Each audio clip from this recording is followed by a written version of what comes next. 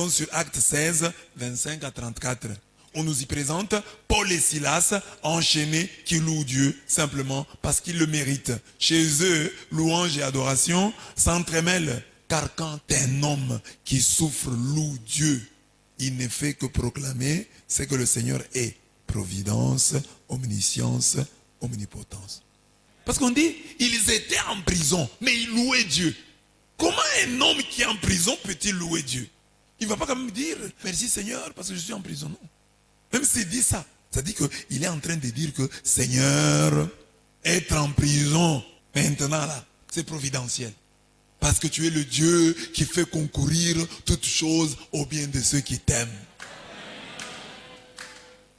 Là, il ne dit pas directement ce que Dieu fait. Il dit plutôt ce que Dieu est.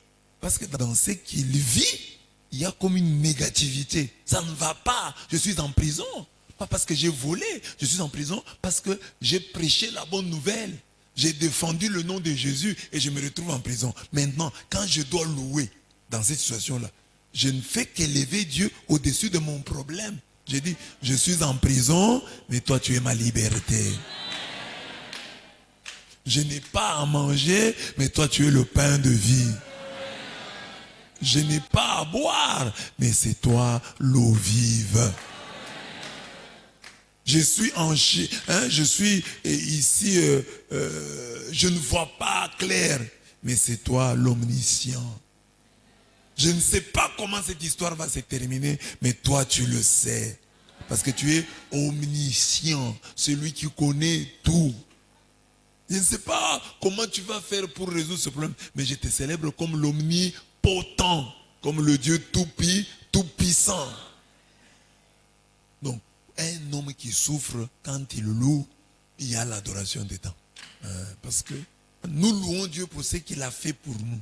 Or, la souffrance, on peut tout de même dire, c'est Dieu qui l'a accepté. C'est Dieu qui l'a permis. Ça fait partie de la volonté permissive de Dieu. Dieu a permis cela.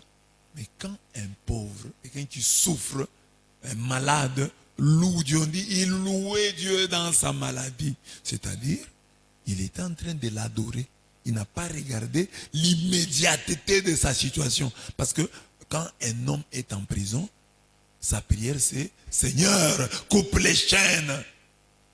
Coupe les chaînes de ma captivité. Je veux sortir de la prison. Mais lui est en prison, il loue Dieu. Osamalamu, Osamalamu. Tu vois, c'est l'adoration. Tu es bon. Mais il est en prison. Mais quand la Bible dit, il louait Dieu, en fait, il adorait. Parce que ça n'a pas de lien. Dans l'adoration, il y a ça. Il n'y a pas de lien entre ton problème et ta prière. C'est ça l'adoration. Quand tu es capable de ne pas établir des liens entre ta situation et ta prière. Toi, tu as tel problème, mais tu dis autre chose. Or, dans la vie, c'est le problème que je présente chez Dieu. Seigneur, j'ai des difficultés, je n'ai pas mangé, je n'ai pas d'habits, j'ai des problèmes, je n'ai pas de loyer, je suis déjà entré dans la garantie, et tu me regardes, et tu ne fais rien. C'est le type de prière que nous avons. Mais l'adoration, c'est quoi? J'ai un problème, je n'ai pas d'argent, mais je l'élève.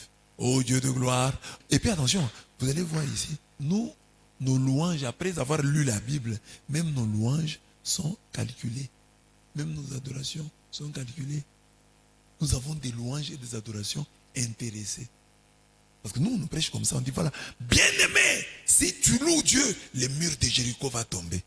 Mais ces gens qui avaient fait pour la première fois, eux ne savaient pas que les murs allaient tomber. Et ils ne comprenaient pas. C'est Josué qui leur dit, on fait le tour. Ils font le tour. On fait le tour, on fait le tour. Et puis après, on va trompeter. Vous trompetez. Hein? Vous allez voir. Et ils ne comprennent rien à tout ça. Ils sont étonnés quand ils voient les murs tomber. Pour les Silas, vous allez voir. Quand ils louent Dieu, personne ne leur a dit, si vous êtes en prison et que vous louez Dieu, vous allez voir, les portes vont s'ouvrir. Non, ils ne savaient pas ça. Et louer seulement. Alléluia, papa. Olonanga Yesu. Papa. Kumama. Papa. Olonanga Yesu. Papa. Ils sont en prison, ils ont des chaînes. Hein? Ils ont toutes les raisons du monde pour ne pas chanter. Parce qu'ils sont enchaînés. On est enchaîné, on va chanter comment? Parce que toi, si tu es enchaîné, avec les chaînes comme ça, on va chanter comment? Mais eux, ils ont des chaînes. Alléluia, papa. Kolonanga Yesu, papa. Gumama, gumama, gumama.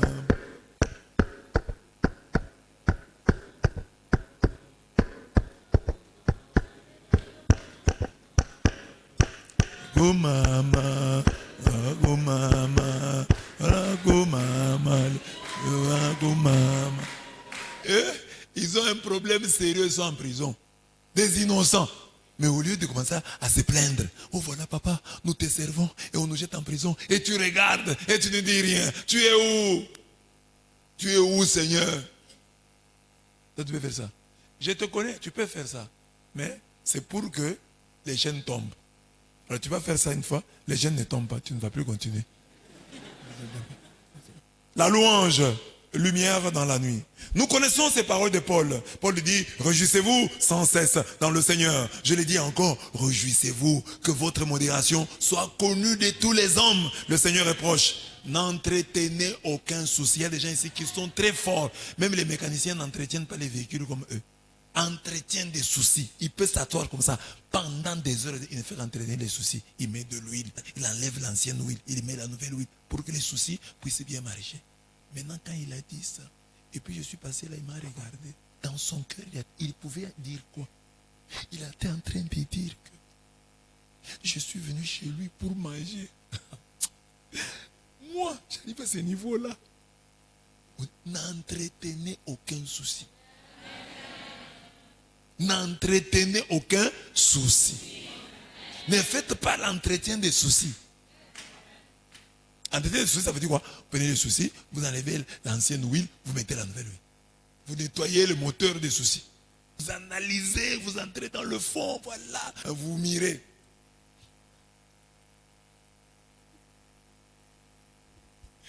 Je suis devenu.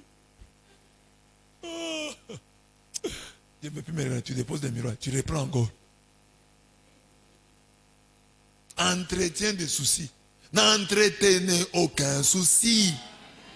Mais en tout besoin, recourez à l'oraison et à la prière. Pénétrez dans... Il dit, même quand vous priez là, même quand vous suppliez là, que ce soit toujours pénétré d'action de grâce. Que vous puissiez toujours dire merci Seigneur. Je souffre, c'est vrai, mais ça va. Il y a tel point qui marche. Comme je vous parle de cette fille de Kinshasa qui m'avait appelé quand j'étais en Europe. Monsieur Blaise, je vous appelle pour vous dire que rien ne marche dans ma vie. Je dis menteuse. Je dis comment ça vous intéresse menteuse? Tu trompes, au moins ton téléphone marche. Tu dis rien ne marche dans ma vie. Mais le téléphone que tu utilises là, comment on communique? Dis à ton voisin, au moins ton téléphone marche. Toi-même là tu marches. Tu es venu ici comment? Rien ne marche dans ma vie, toi tu as marché. Tu es arrivé jusqu'ici. Rien ne marche dans ma vie. Tu as porté pantalon. Et tu as mis ceinture. Tu n'as pas oublié de lier tes lacets. Tout ça, rien ne marche. Et si tu vois un biscuit, si tu vas manger, rien ne marche. Dis à ton voisin, ça marche. Dis-lui, il y a des choses qui marchent. Dis-lui, donne-moi la viande, tu vas voir. Vous allez voir comment ça marche. Hein? Ça marche. Donc, recourez à l'oraison, à la prière, pénétrez d'action de grâce pour présenter vos requêtes à Dieu. Si vous faites ça, alors la paix de Dieu, qui surpasse toute intelligence, prendra sous vos gardes vos cœurs et vos pensées dans le Christ Jésus. Philippiens 4, 4 à 7. Aux Thessaloniciens, il dira, soyez toujours joyeux, priez sans cesse, rendez grâce en toutes choses, car c'est à votre égard la volonté de Dieu en Jésus-Christ. La volonté de Dieu en Jésus-Christ, c'est quoi? Que vous soyez toujours joyeux. Que vous priez sans cesse. Que vous rendiez grâce en toutes choses. C'est ça la volonté de Dieu, hein, en Jésus-Christ. Ça, c'est 1 Thessaloniciens 5, 16. Pour être un vrai adorateur, il ne faut entretenir aucun souci. Il faut plutôt prier avec action de grâce. Paul le dit dans les textes cités si haut, mais il a vécu avec Silas en prison. Le texte note, vers minuit. C'était à 16 heures. Vers minuit, parce que nous aussi nous sommes vers minuit. Vers minuit, Paul et Silas en prière chantaient les louanges de Dieu. Ils chantaient. Ils ne récitaient pas, ils ne parlaient pas, ils chantaient en prison vers minuit. Chantaient les louanges de Dieu. Les prisonniers les écoutaient. Ils chantaient à haute voix au point que les prisonniers les écoutaient. Tout à coup, il se produisit un si violent tremblement de terre que les fondements de la prison en furent ébranlés. À l'instant, toutes les portes s'ouvrirent et les liens de tous les prisonniers se détachent. Grâce à leur louange, ils ont même libéré les autres prisonniers. Paul et Silas n'ont pas lu un texte comme ça. Peut-être qu'ils se sont inspirés, ils peuvent avoir lu l'histoire de Shadrach, Meshach et Abednego. Peut-être. Je suppose qu'ils se sont inspirés.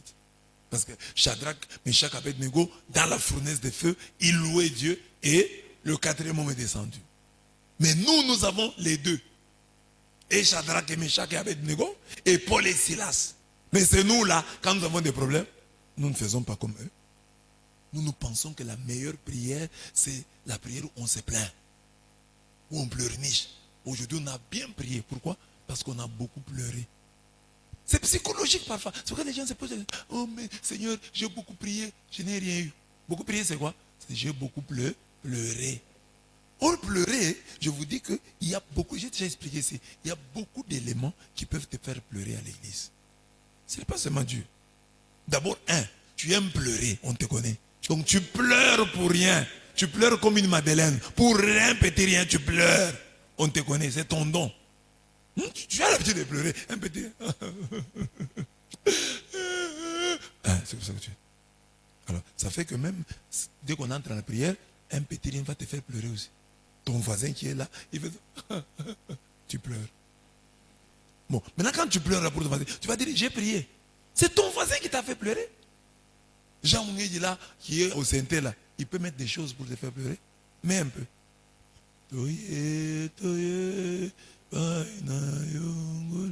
Chantez un peu. Vous allez voir.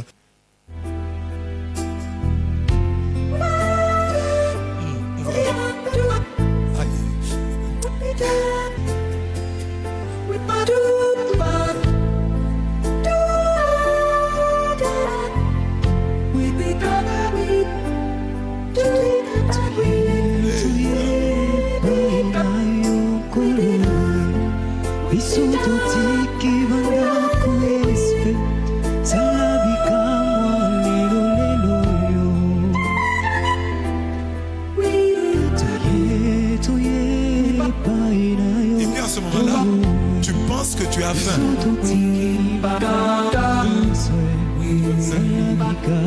Là tu vas dire ah non, nous avons beaucoup pleuré. Tu as pleuré pourquoi?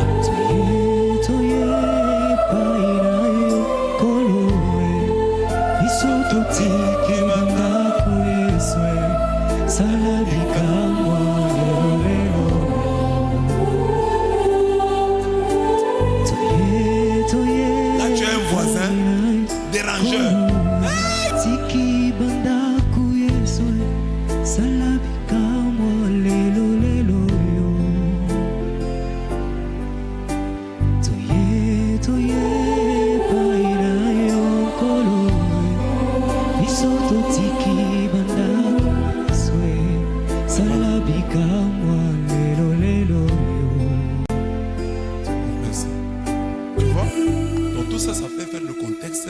Qui est à côté, qui pleure, et puis la chorale, tout ça peut faire que tu puisses pleurer. Mais c'est pas que tu as la foi. Et puis Dieu sait que tu as les larmes faciles. Tu pleures pour un petit rien. Au ciel, on t'appelle Madeleine. Amen. Seigneur, nous on a prié. Vraiment, toi tu as prié? On a prié. Quelle prière je n'ai pas faite? Je me demande si Paul et Silas avaient pleuré, s'ils allaient avoir ce miracle. Si Shadrach, Meshach et Abednego, dans la fournaise de feu, avaient pleuré. Je me demande ce qui se serait passé. Donc Dieu dit, soyez toujours joyeux. Par Paul, il nous dit ça. Il dit, réjouissez-vous dans le Seigneur. Je vous le répète, réjouissez-vous. La joie est très importante. Chez Dieu, il faut être joyeux. Parce que la Bible dit, à celui qui a, on donne. Or, quelle est ta technique pour que les gens te donnent? tu as déjà une technique avec les hommes, les humains. Il faut être triste, comme ça ils ont pitié de toi, ils te donnent. Mais chez Dieu, ce n'est pas la même chose. Pour les hommes, c'est quand tu es triste. Papa, comment tu es triste comme ça? Non, je n'ai pas mangé. Ah, prends. C'est comme ça. Parce que les hommes, si eux te voient content, ils ne te donnent pas. Ils te sont contents comme ça. Ah, tu ris. On ne te donne pas. Il faut que tu sois triste pour qu'on te donne. Alors, vous amenez cette technique-là chez Dieu. Vous amenez votre technique-là chez Dieu. Ça ne peut pas marcher. Chez Dieu, Dieu dit, à celui qui a, on donnera. Tu cherches la joie et il a joie.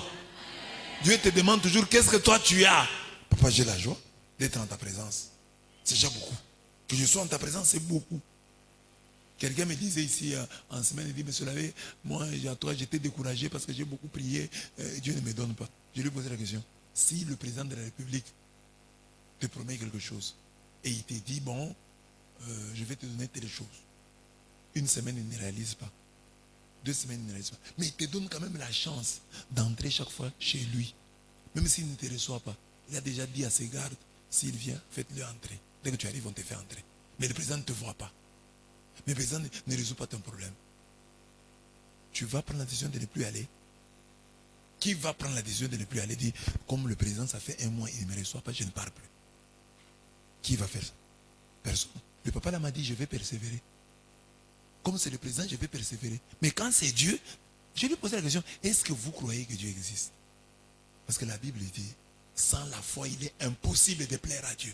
Il faut d'abord croire que Dieu existe et qu'il est le rémunérateur de ceux qui les cherchent. Mais comme pour le président, tu crois, tu le vois. Tu crois qu'il existe. C'est pourquoi tu dis, je vais toujours aller, peut-être un jour il va me voir. Mais pour Dieu, tu dis, ah, est-ce que lui-même là existe? Demande pas ton voisin, est-ce que Dieu existe? Répondez carrément, c'est ce qu'on dit. Répondez à votre voisin, c'est ce qu'on nous dit même. C'est ce qu'on nous dit. Hein? Dieu existe. Dites-lui, c'est ce qu'on nous a toujours dit. Parce que si tu crois qu'il existe, tu vas faire comment? Par exemple, Paul et Silas, ils croient que Dieu existe. Parce qu'ils sont en prison. Et eux, ils ne vont pas se plaindre. Oh Seigneur, Dieu nous voit. Louons-le. Chantons ses louanges. On le voit. Lorsque nous sommes des adorateurs, nous devons faire notre travail en chantant, quelles que soient les circonstances, les louanges du Seigneur. Nous devons le faire sans arrière-pensée. Donc, s'il faut chanter les louanges du Seigneur, nous devons le faire avec un cœur adorateur. La louange de Paul et Silas est adoratrice, car ils n'adorent pas pour que les portes de prison s'ouvrent. Ce n'était pas dans leur intention. Donc on va faire ça comme ça. Non, non, ils n'avaient pas ça. Toi, quand tu pries aujourd'hui, tu loues Dieu. Hein, tu loues Dieu en train de regarder. Si tu as les chaînes.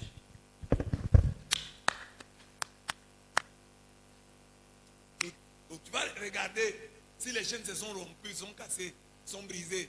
Ce n'était pas le cas de Paul. Il a chanté les louanges de Dieu. Dieu ne leur avait pas dit, si vous chantez, vous serez délivrés. Non, eux chantaient seulement. Le miracle les a pris eux aussi de court, les a surpris. Ils ont été circuités par la grâce divine. Ils louent Dieu parce qu'ils le méritent. En agissant de la sorte, nous ébranlons les fondements des prisons où nous nous trouvons.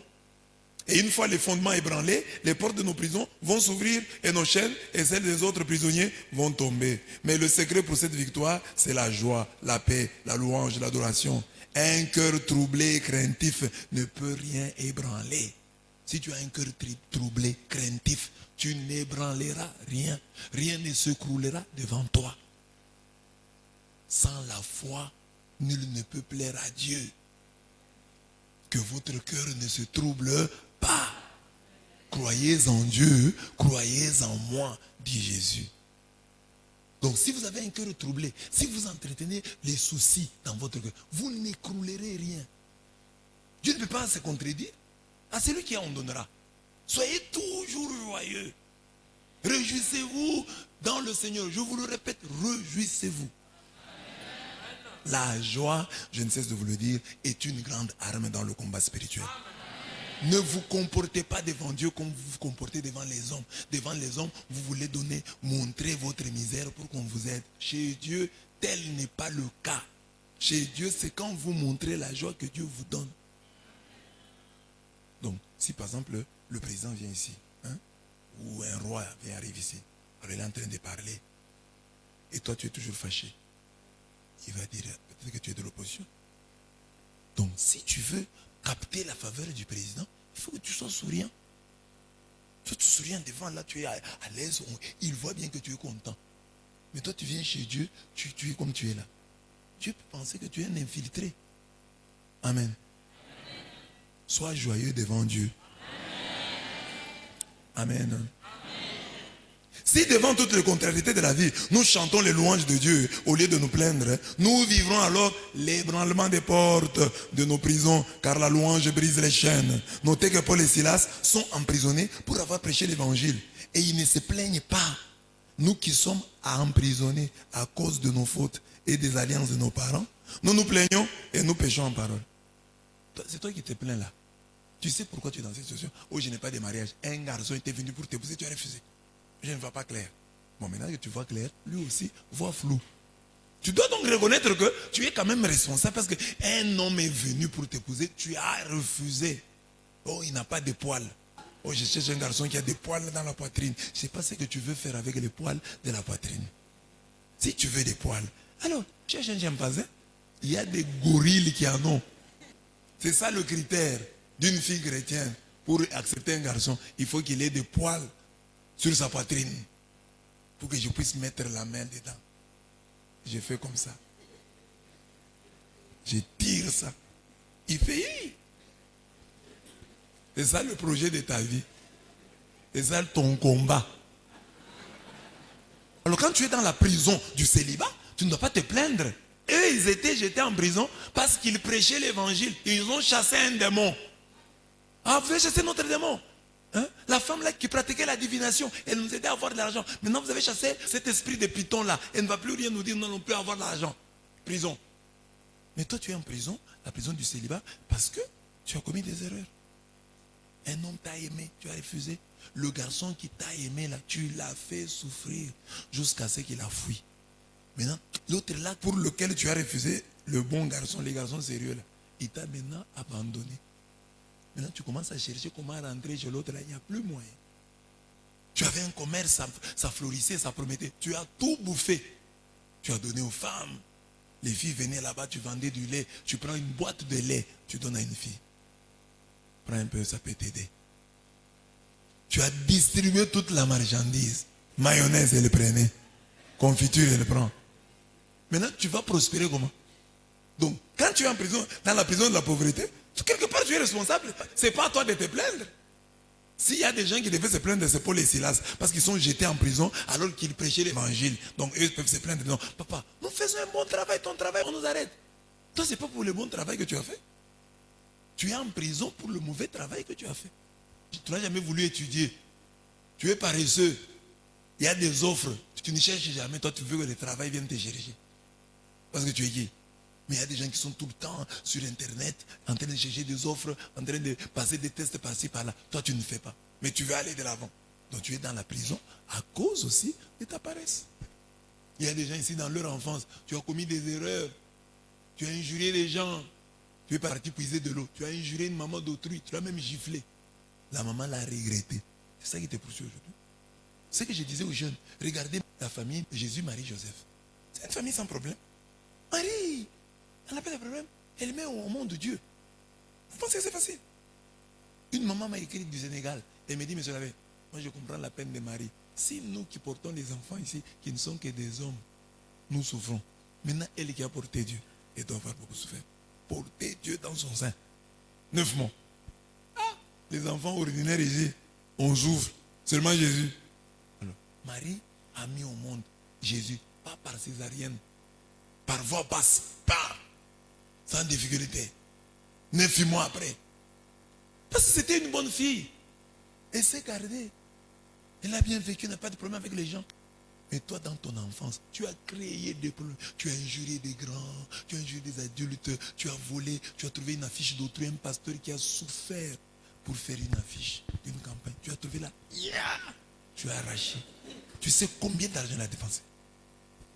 Et il est passé par là, vu son affiche, il a regretté. Ça va bien marcher pour toi? Donc il faut donc, quand tu rentres dans ton vie, moi, hein, même si je souffre là, j'ai quand même commis des erreurs. J'ai commis beaucoup d'erreurs dans mon enfance. J'ai commis beaucoup d'erreurs. Comme des jeunes là, tu étais jeune, un jour, tu devais te soulager. Tu n'as pas vu le papier hygiénique. Tu as regardé la Bible, Louis II de ta maman. Tu as arraché le papier. Louis II. Et tu as arraché son papier d'Apocalypse 22. Tu as enlevé Apocalypse 22. Ah. Regarde dans la Bible de ta mère, il n'y a pas de ces papiers-là. Tu as utilisé ça comme papier hygiénique. Tu as utilisé ça comme emballage pour les cacahuètes. À la maison, là, tu as volé l'argent. Maman aussi, désespérée, elle a sorti la Bible. J'ai mis la Bible ici, traversé la Bible. Tu as traversé. Alors que c'est toi qui avais pris l'argent. Tu savais bien que tu avais pris l'argent. Alors tu te plains aujourd'hui. Et c'est toi qui te plains. C'est ce que la Bible dit ici.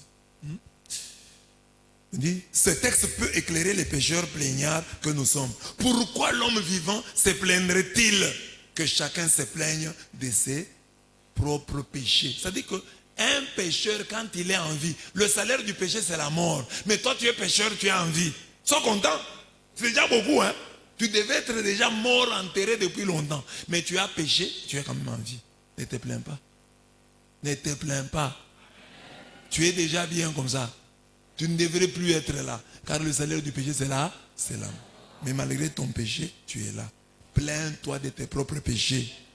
Après avoir écouté la parole de Dieu, nous devons sortir de ces 9 nuits avec la conviction que pour sortir de nos prisons, il faut vivre ces Écritures.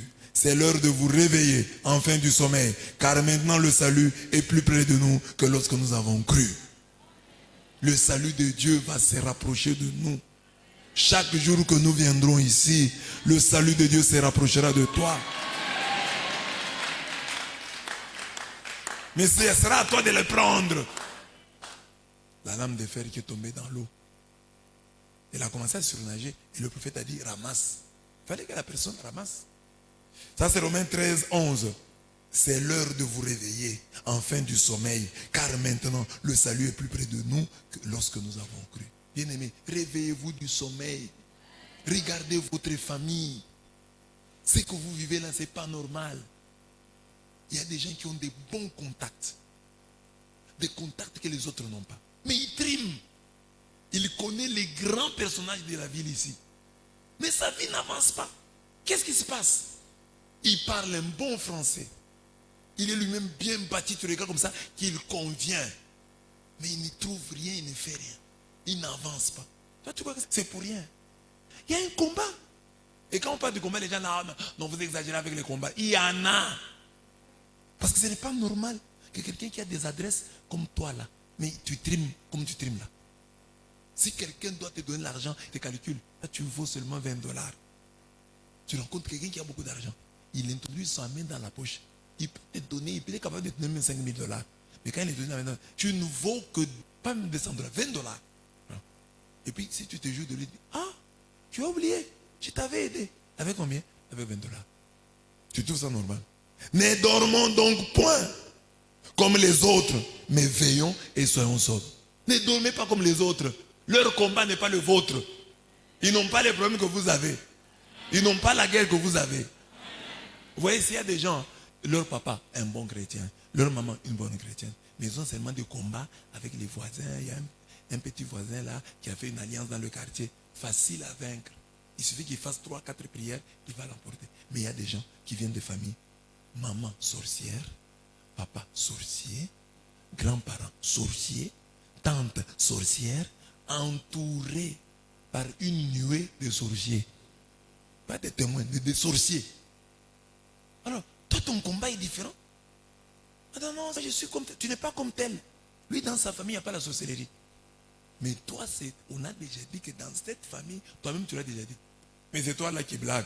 Tu dors comme les autres. Ne dormons point comme les autres, mais veillons et soyons sobres. N'imite pas les gens, même s'il y a la prière. Il y a quelqu'un qui dort là. Vois ton voisin là, il dort. Il n'a pas de combat. Ou bien il a tellement un grand combat qu'on a même volé sa vie de prière. Parce que c'est ça le plus dramatique. Hein? Quand on te vole même la vie de prière, on te donne le dégoût de la prière. Or, c'est par la prière que tu vaincras. Or, eux, ils ont réussi à te voler la richesse, à te voler ta destinée, à te voler ton mariage, à te voler ton avenir. Ils ont tout pris. ils ont même pris la vie de prière. Parce qu'ils devaient quand même avoir quelque chose qu'ils n'ont pas pris. Quand Atébèche, Abimelech a pris tout, il n'a pas pris la tour. Hein. Tout le monde est allé se cacher à la tour. Et la victoire est venue de la tour. D'une femme qui était à la tour. Elle a jeté juste une pierre de meule. La pierre est tombée sur la tête, le crâne d'Abimelech. Abimelech est mort. C'est une femme qui l'a tué. Parce qu'il y avait une tour. La tour là, je vous ai déjà dit, c'est ça qui représente ta vie de prière, ton alliance avec Dieu. Que le diable prenne tout, mais qu'il ne prenne pas cette tour-là. Que ta vie de prière soit une tour imprenable.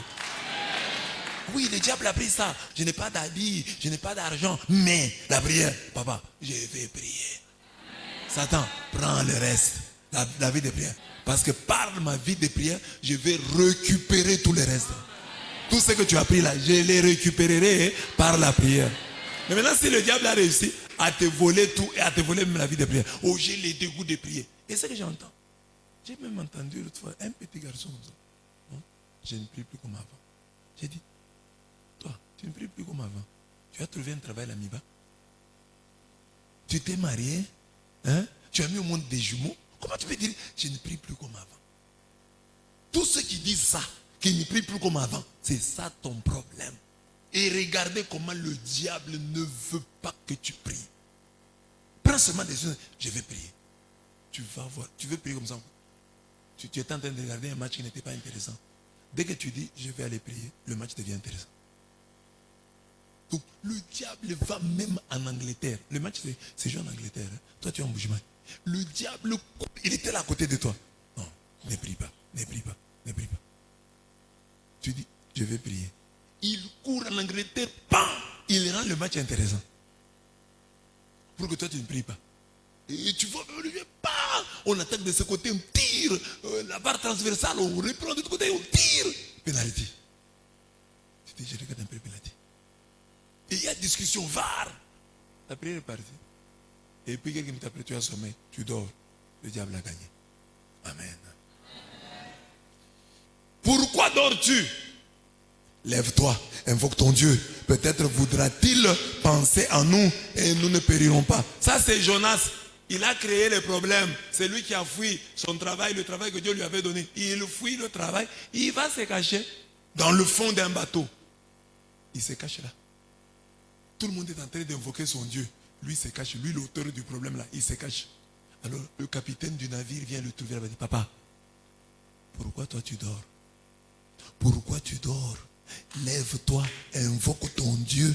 Peut-être voudra-t-il penser à nous et nous ne périrons pas. Dis à ton voisin, répète à ton voisin cela. Dis, pourquoi dors-tu? Lève-toi, invoque ton Dieu. Peut-être voudra-t-il penser à nous et nous ne périrons pas. Tu es responsable de notre salut. Tu es responsable de notre bénédiction. Peut-être s'il n'y a que toi, si tu pries, Dieu va nous sauver, nous tous. Parce que les autres priaient, ils n'avaient pas de problème. Ils ont pris toute la cargaison, ils ont jeté par-dessus bord. Ils ont jeté dans la mer pour que le bateau soit léger. Ce n'était pas ça le problème. Le problème, c'était Jonas. Et Jonas dormait. Il y a beaucoup de Jonas ici. C'est toi qui es à la base dans ton couple là. C'est toi qui es à la base du malheur qu'il y a. Ton mari pouvait avoir beaucoup d'argent, mais il est allé épouser une Jonas. Une femme qui dort et qui elle prend son sommeil et le sommeil des voisins. Et c'est de là que vient le malheur. Si ta femme priait, tu serais différent. Parce que Dieu t'a donné cette femme, dit, c'est elle l'étoile. C'est à partir d'elle que tu iras de l'avant. Mais la femme, elle ne comprend pas. Elle vous dort. Plus que Jonas. Jonas lui-même, on l'a réveillé. On l'a réveillé, il s'est réveillé. Il y a des gens là, tu les réveilles comme ça, ils tournent de côté. Tu les fais. Pourquoi dors-tu? Lève-toi, invoque ton Dieu. Peut-être que par toi, nous serons tous sauvés. Nous serons tous préservés. Amen. Réveille-toi, toi qui dors. Relève-toi d'entre les morts. Et Christ te l'éclairera. C'est ça, mes bien-aimés. Nous sommes venus ici. Il faut sortir avec ça. Ne dors pas.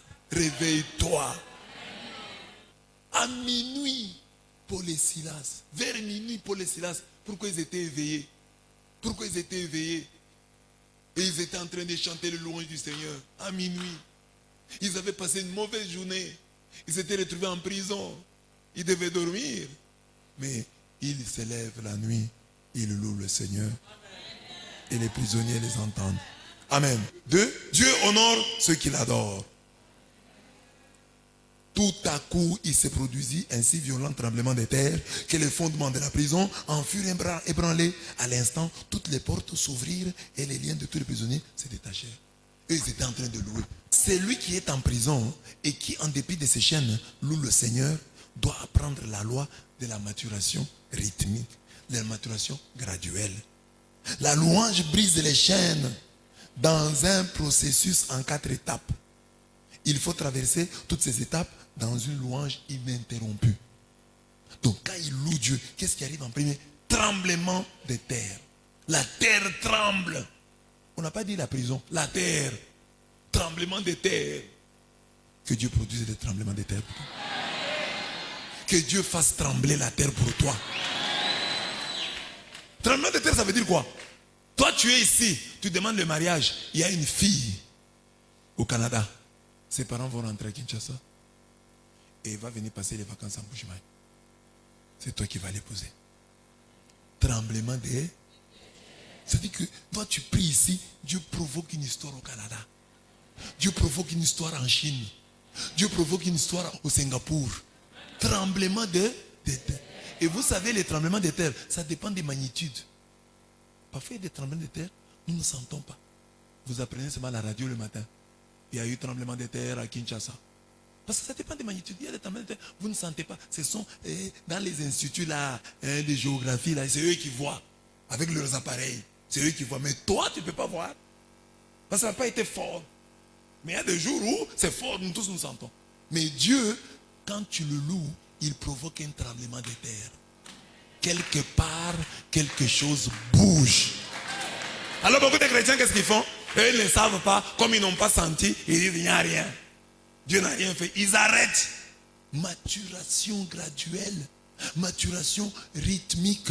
Le processus a déjà été déclenché. Quand tu pries là, Dieu fait trembler la terre. Dieu bouge les choses par-ci, par-là. Il déplace les pions. Il déplace les pions. Il déplace les pions. Et toi, tu ne sais pas. Dieu ne me répond. Il déplace pas. Il a dit, je te présente. Il dit, si je mets là-bas, il va prendre le pion et je vais lui prendre 4. C'est ça. Mais toi, tu dis, oh non, je ne vois pas clair dans ma vie. Depuis qu'on a pris, j'arrête. J'ai commencé à louer, je n'ai rien vu. Loue. Tremblement de terre. Dieu peut aller du plus grand au plus petit. Il y a des tremblements qui se sentent et d'autres dont on entend parler à la radio au réveil. Si après la prière, tu sens et vois encore tes chaînes, crois que le tremblement de terre a déjà commencé. Dans la louange surnaturelle, on utilise le psaume 114, notamment les versets 7 à 8. Il dit, tremble devant le Seigneur, ô terre, devant le Dieu de Jacob, qui change le rocher en étang, le roc en source d'eau. Le Dieu que nous avons là, il fait trembler la terre. Le rocher devient une source, devient un étang. Hein? Dieu fait trembler les choses à ce point-là. Que le roc va donner de l'eau. Que le rocher va faire de même. On peut aussi citer ce texte, Psaume 29, 8. La voix de l'Éternel fait trembler le désert. L'Éternel fait trembler le désert de Kadès. La voix de l'Éternel fait trembler. Psaume 104, 32. Il regarde la terre et elle tremble. Il touche les montagnes et elles sont fumantes. Je chanterai l'Éternel tant que je vivrai. Je célébrerai mon Dieu tant que j'existerai. Psaume 87, 3, 5. Le feu marche devant lui et embrase alentour ses adversaires. Ses éclairs illuminent le monde. La terre le voit et tremble. Les montagnes se fondent comme la cire devant l'Éternel, devant le Seigneur de toute la terre. Quand Dieu s'élève, les montagnes de tes difficultés fondent comme cire. Il fait trembler la terre. Dis à ton voisin, la terre tremble déjà. Il y a un tremblement de terre pour toi. Mais papa, moi je suis en prison ici. Vous provoquez un tremblement de terre. Oui, je provoque un tremblement de terre. Mais pourquoi ne pas s'attaquer directement aux chaînes? Pourquoi ne pas ouvrir directement les... Non, non, je commence par le tremblement de la terre, par un séisme. Après le tremblement de terre, deuxième étape, qu'est-ce qui arrive? L'ébranlement des fondements. Donc, maintenant, c'était la terre, c'était loin. Et ça s'approche, ça s'approche, ça s'approche. Maintenant, c'est les fondations de la prison. Boum, boum, boum. Les fondations sont ébranlées. Tu vois, c'était la terre. J'ai parlé du Canada, j'ai parlé de la Chine, j'ai parlé de Lubumbashi, j'ai parlé de Kinshasa. C'est loin. Et là, maintenant, ça s'approche. Les fondements. Que Dieu soit loué. Lui qui s'attaque au fondement de ton malheur, au fondement de ta prison. Il n'est pas un Dieu superficiel. Il ne résout pas les problèmes superficiellement. Il va au fond. Merci Seigneur d'aller au fondement de ma misère, au fondement de ma souffrance, au fondement de mon célibat. Parce que si Dieu te bénit superficiellement, tu peux avoir le travail, tu vas le perdre. Tu peux avoir le mariage, tu vas le perdre.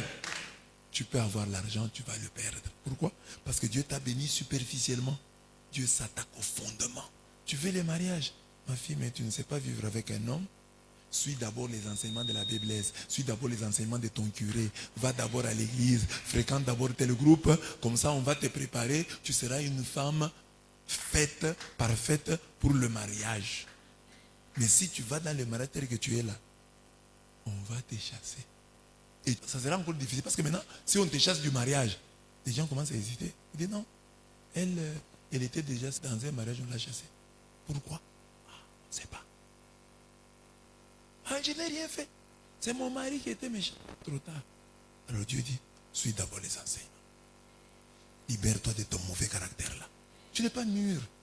Parce que le mariage, c'est pour des femmes, c'est pas pour les filles. Il y a beaucoup de filles et très peu de femmes.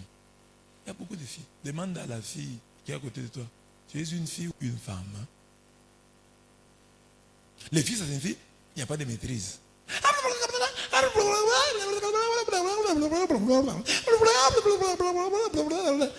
Chérie, c'est fini. J'ai dit que c'est fini, arrête, hein? On parle d'autre chose. Non, papa, on parle d'autre chose. On va parler d'autre chose. On va parler d'autre chose. Moi, je ne peux pas t'accepter comme ça. Je suis aussi enfant de quelqu'un. Je suis aussi... Enfant de quelqu'un vient faire quoi ici? Gifle, hein? Ah, tu me vois seulement moi. Tu me vois seulement moi. Va te battre avec Chouchou Sida. Est-ce que tu es au mariage? Un petit rien, tu pleures. On te fait la remarque. Ma femme, il y a trop de sel dans le repas. Hein? Il y a quoi? Les sels. Mon Dieu, ça que tu dis que je ne sais pas préparer. Je ne sais pas préparer. Moi, je ne sais pas préparer. Mon Dieu. Pourquoi j'ai accepté le mariage? Pourquoi j'ai accepté pour souffrir comme ça? Ah, je suis aussi l'enfant de quelqu'un. C'est pour ça que tu t'es marié. Une femme qui n'a aucun sens de l'humour. Je vais rire, ça va passer. Ah, il y a trop de sel. Ah, chérie, pardonne-moi, je vais améliorer la fois prochaine. D'ailleurs, la femme, c'est elle-même qui, quand il goûte là, elle dit à son mari, ah, chérie, aujourd'hui, vraiment, la cuisine m'a échappé. J'ai mis trop de sel, je ne sais pas si tu vas manger ça. Déjà, tu dis ça à l'avance. Il est déjà préparé. Il va manger. Il va dire, ah, ça va, c'est passable. Parce que toi, tu as commencé avant. Mais toi, tu vois qu'il y a le sel. Maintenant, tu le pièges. Tu attends qu'il parle. Tu vas aussi parler. Mais toi, tu as commencé à dire déjà, ah, chérie, j'ai goûté, hein. Il y a trop de sel. Je ne sais pas si tu vas manger vraiment, mon Dieu. Qu'est-ce que j'ai fait? Qu'est-ce que j'ai fait? Et c'est maintenant lui qui veut te sauver. Non, non, c'est passable. Parce que là, tu fais que tu es une femme honnête, sincère. Non, enfin, mais toi, tu veux te mettre des bras de fer. Il y a le sel. Quel sel? Quel sel? Quel sel? Alors Dieu peut dire, non, attends d'abord, ma fille.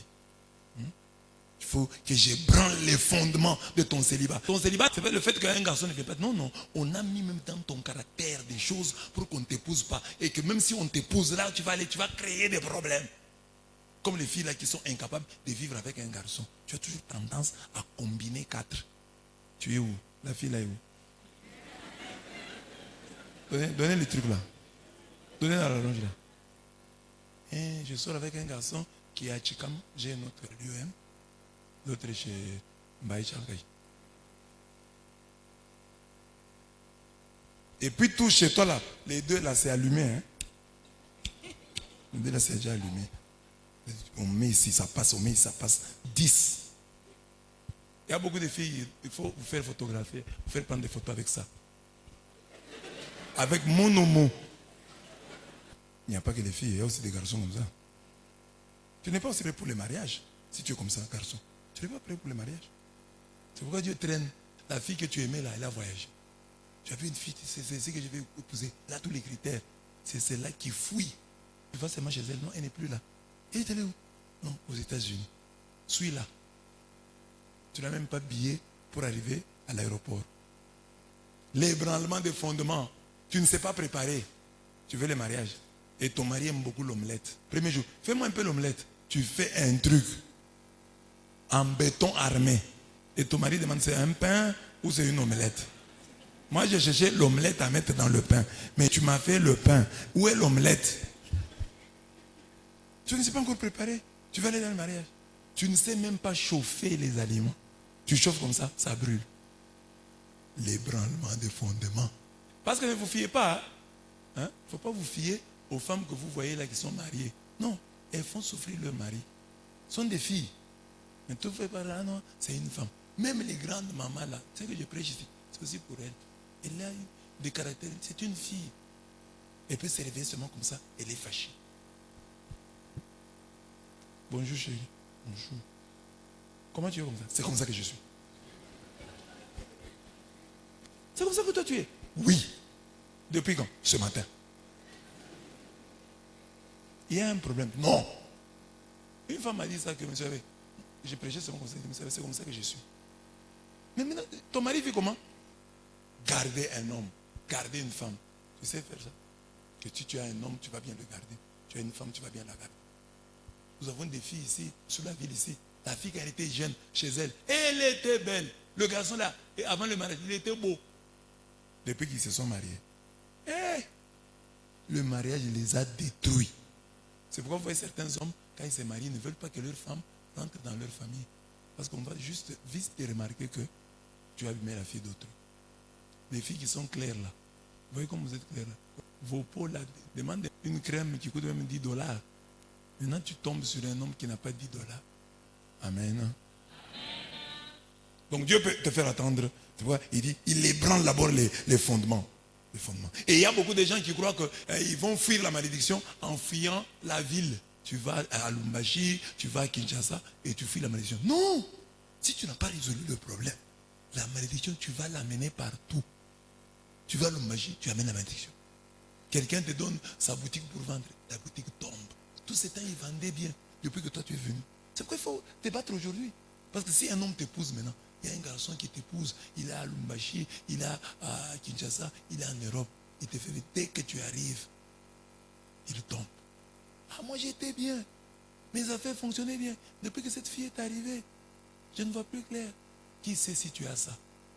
Déjà, dans la vie de chaque jour ici, tu peux déjà remarquer que tu as quelque chose comme ça. Parce qu'il y a des moments où, dès que tu avais pris la décision de commencer à vendre de l'eau fraîche, il n'y a pas eu de courant. Il n'y a plus de courant. C'est à cause de toi qu'il n'y a plus de courant. L'Icabod te poursuit là-bas. Dès que tu commences à vendre de l'eau, il y a une complication. Tu entres dans les cheveux, une complication là-bas.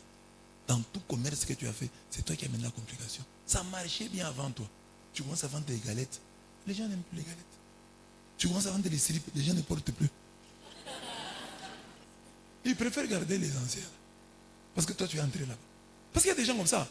Loufou, il y avait à Kinshasa là, on allait du côté de l'Angola là, à Loufou. Ça marchait à un moment. Il y a des gens qui, dès qu'ils sont entrés, c'est tombé. C'est peut-être toi. C'est toi qui amènes la poisse partout. C'est pourquoi il faut toujours regarder. Quand vous avez quelqu'un, vous donnez à quelqu'un votre argent, regardez les 3 jours qui suivent, les 1 semaine après, c'est ce qui vous est arrivé. Vous pouvez quand même identifier les porte-bonheur et les porte-malheur. C'est pourquoi vous aussi, quand on vous donne l'argent, il faut prier. Tellement donner son argent. Papa, bénis-le. Cette semaine, il te donne l'argent et on lui vole le reste. Il va se poser des questions. Comment le jour où je lui ai donné, on m'a volé? C'est que... non. Ce monsieur n'est pas bon. Et puis il essaie une deuxième fois parce qu'il n'a pas le cœur net. Il dit, bon, je vais d'abord essayer. Il te donne deuxième fois, on lui vole encore. Il ne va plus te donner. Tu lui mets la poisse. L'ébranlement des fondements. Donc que Dieu d'abord enlève l'icabode qui est en toi. C'est ça, l'ébranlement des fondements. Dieu ne te bénit pas superficiellement. Il attaque le fondement de ta malédiction. Parce que si tu gardes la malédiction, tu vas même faire tomber l'entreprise qui va t'engager.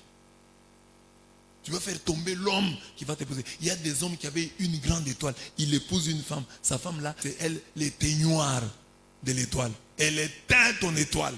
Ou tu étais une femme avec une grande étoile. Mais l'homme sur qui tu es tombé là, c'est lui l'éteignoir. Il éteint toute ton étoile. Ébranlement des fondements. Et puis après ébranlement des fondements, qu'est-ce qu'il y a? Ouverture des portes. Les portes s'ouvrent. Vous voyez, c'est le même miracle. Il faut libérer Paul et Silas. Il faut qu'ils sortent de la prison. Mais on commence par quoi? Tremblement des terres. Mais toi, tu dois toujours continuer dans la louange. Tu ne dois pas te fatiguer. Tu dois toujours continuer à louer Dieu. Ébranlement des fondements, ouverture des portes. Et à la fin, 4e niveau, c'est là que les chaînes se brisent. Brisement des chaînes, c'est en 4e lieu, en 4e position. Donc, c'est la même chose avec toi. Quand tu vois des choses qui n'arrivent pas, dis-toi, peut-être nous sommes encore au tremblement des terres. Nous venons d'arriver à l'ébranlement des fondements. Dieu est en train d'ébranler les fondements de mes prisons. Et après, tu dis, ah, on vient d'ouvrir les portes. Mais on ouvre les portes, j'ai encore les chaînes. Comment je vais sortir? Il faut qu'on brise les chaînes. Demande à ton voisin, tu es à quelle étape? Demande à ton voisin, tu es à quelle étape? Qu'il te réponde. Je sens que c'est l'ébranlement des fondements. Dieu est en train d'ébranler les fondements de mes prisons. Je suis encore au niveau du tremblement des terres. Il y a quelqu'un qui doit dire, non, non, je n'ai pas encore même commencé la louange. Que quelqu'un dise, je n'ai pas encore commencé même la louange. Tu vas toujours dire, oh, ébranlement des fondements, oh, tremblement des terres. Tu as déjà commencé la prière. Dans ta prison, tu ne fais que te plaindre. Je vous ai dit, un papa, on lui a dit, papa, tu ne pries pas, tu ne fais que te plaindre. Et beaucoup de gens confondent leur plainte avec leur prière. Donc l'ouverture des portes. Le Dieu qui fait trembler la terre, qui ébranle les fondements et qui ouvre les portes est déjà à l'œuvre. Lorsque les portes s'ouvrent, on le voit. Mais il y a ici un mystère. Une porte peut déjà être ouverte et ne demander que d'être tirée ou poussée. Parce que tu peux être là, la porte est déjà ouverte. Mais sans être entrouverte. Elle est ouverte déjà. Donc il suffit qu'on pousse. Quand la clé tourne dans la serrure de ta porte, tu peux ne pas entendre. Mais la louange ne doit pas s'arrêter. Elle doit continuer jusqu'à la dernière étape. Notre louange devient psaume 24, 7 à 10. Porte, élevez vos frontons, élevez-vous porte éternelle. Qu'il entre le roi de gloire. Qui est-il ce roi de gloire? C'est Yahweh, le fort, le vaillant. Yahweh, le vaillant de combat. Porte, élevez vos frontons, élevez-vous porte éternelle. Qu'il entre le roi de gloire. Qui est-il ce roi de gloire? Yahweh Sabaoth, c'est lui le roi de gloire. Paul et Silas sont loués. C'est un dernier ressort que les chaînes sont tombées. D'abord, il y a eu tremblement des terres, ébranlement des fondements de la prison, ouverture des portes et en dernier lieu, brisement des chaînes.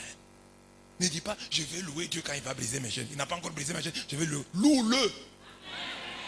Loue-le. Ta louange a plus de valeur, plus de prix, lorsque elle s'est faite alors que tu as des chaînes. Dieu garde nos mains liées jusqu'à la fin du processus afin que notre louange soit surnaturelle. Parce que si Paul et Silas, on coupe les chaînes et ils commencent à louer Dieu, il n'y aurait rien. L'enseignement ne serait pas fort. Mais l'enseignement est fort parce que nous pouvons vous dire qu'ils avaient des chaînes et louer Dieu. Maintenant, toi qui es là, tu n'as pas de chaînes. Acclamons le Seigneur. Problème. Tu as des problèmes pour acclamer le Seigneur. Alors que tu n'as pas de chaînes. Tu dis que tu n'en as pas. Mais tu as des problèmes pour acclamer le Seigneur. Pour faire comme ça.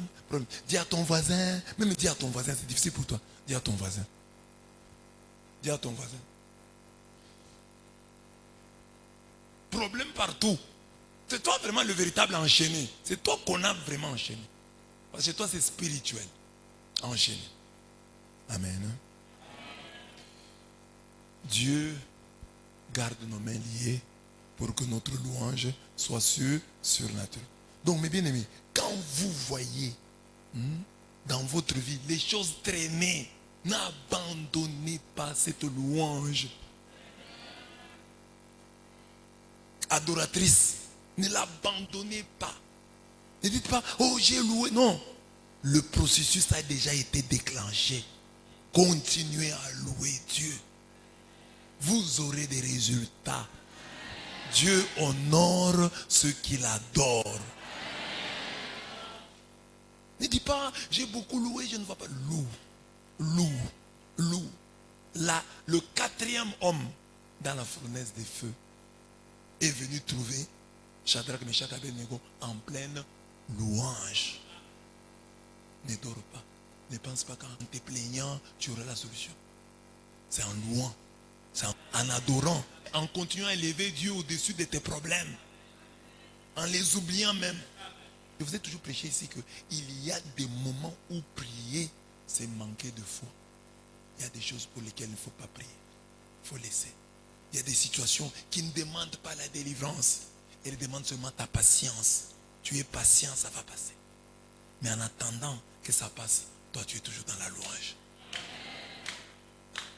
Tu es toujours dans la louange. Tu es toujours dans l'adoration. Ça va passer. C'est un coup, ça va passer. Il ne faut pas en faire un problème. Tu mets ça en prière. Oh Seigneur. C'est un manque de foi. Il y a des choses qui sont un manque de foi. Tu ne pries même pas.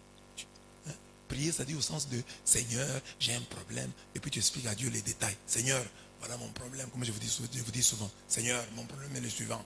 Donc j'avais un fiancé nommé Papi. Alors, avec Papi, on a fait 3 ans, Seigneur. Bon, ça a marché. On était bien. On montait, on descendait, on allait à la répétition ensemble. Liturgie, on allait ensemble. Tout ça, papa, ça allait bien. Bon, on a fait toujours des petits problèmes, mais ça allait. Alors maintenant, Seigneur, ça fait 2 semaines. Papi me dit que ça ne va plus, que nous devons rompre. Seigneur, tu es où? Dieu ignore tout ça. C'est vrai, il y a des gens qui ne prient pas. Ils croient qu'ils prient. Ils donnent à Dieu des informations que Dieu maîtrise plus qu'eux. Ce sont des journalistes de l'Éternel. Il reste seulement qu'avant qu'ils fassent la prière, il y a un générique. Voici les titres de notre journal. Papi m'a refusé. Et sa maman est d'accord. Voilà, cher Dieu, le développement de cette actualité. Frère Papi, tu m'as expliqué à Dieu. Dieu connaît. La prière, ce n'est pas informer Dieu. Dieu est très bien informé. Ne transforme pas ta prière en un journal. Tu n'informes pas. Dieu connaît. C'est pourquoi la vraie prière, c'est la louange. C'est l'élévation. C'est-à-dire que j'ai un problème. Paul ici et Silas ne racontent pas à Dieu. Seigneur, tu vois, on nous a jetés en prison alors que nous étions en train d'évangéliser. Papa, nous évangélisons, nous prêchons la bonne nouvelle. Et on vient nous arrêter, papa. Pour cette femme-là qui pratiquait la divination. Est-ce qu'il fallait la laisser, papa? Il fallait la laisser.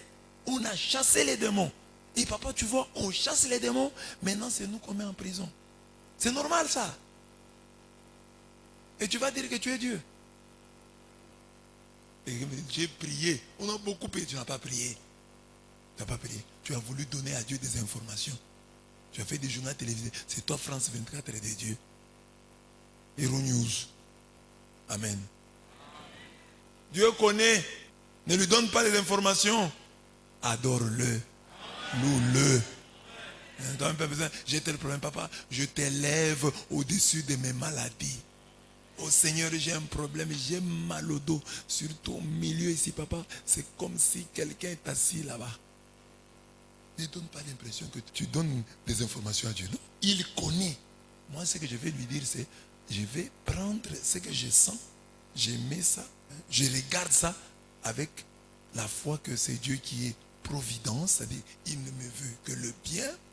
Je mets ça en parallélisme avec son omnipotence, avec son omniscience. Il connaît tout, il est tout puissant. Papa, tu es tout puissant. Je vais seulement l'élever. Tu es tout puissant. Tu es tout puissant. Regardez les prières de Jésus. Vous voyez, quand Jésus prie, vous voyez, il fait des choses comme ça. Il explique à Dieu. Je n'explique pas à Dieu. Si vous avez une prière de Jésus, il explique à Dieu, Seigneur, regarde cette femme, elle est malade depuis longtemps. Voilà. Quand il y a un grand problème comme la mort de Lazare, il arrive là-bas. Père, je te rends grâce de ce que tu m'as déjà exaucé. Je sais que tu m'exauces toujours. Mais si je prie, c'est pour que ces gens croient que c'est toi qui m'as envoyé. Allez, Lazare, sors! Et Lazare sortit. Si c'était toi. Seigneur, tout le monde sait que je suis l'ami de Lazare. Tu vois un peu ce qu'il faut venir. Tu vois un peu ce qu'il peut venir. Ah, papa. Amen. Toi, je te vois devant la tombe de Lazare. Je vais dire comment tu vas prier. Ah, Seigneur. C'est mon ami. Tout le monde sait que c'est mon ami. Maintenant, là, il est mort. Comment la famille va me regarder? Comment la famille va me considérer? Je vais encore venir manger ici. Mais lui, il vient dire, Père, je te rends grâce parce que tu m'as déjà exaucé. Je sais que toi, tu m'exauces toujours. Mais si j'ai prié, c'est pour que ces gens sachent. Amen. Amen. Que les chaînes tombent. Et enfin, je termine par là. La louange adoratrice nous change en ange. Tirer de son sommeil le chef de la prison. Parce qu'il ne faut pas que ton miracle te touche que toi. Il faut que ton miracle touche même ceux qui t'ont jeté en prison. Les autres prisonniers seront aussi libérés. Et leurs chaînes aussi sont tombées. Mais maintenant, c'est lui qui t'a mis en prison. Qu'est-ce qu'on fait de lui? Le geôlier. Qu'on fait quoi de lui? C'est ça le miracle de Dieu. Tiré de son sommeil et voyant ouvertes les portes de la prison, les geôliers, le capitaine de la prison, les responsables de la prison, sortit son glaive. Il allait se tuer. Il va me tuer. Les prisonniers sont en train de fuir. On va venir m'arrêter.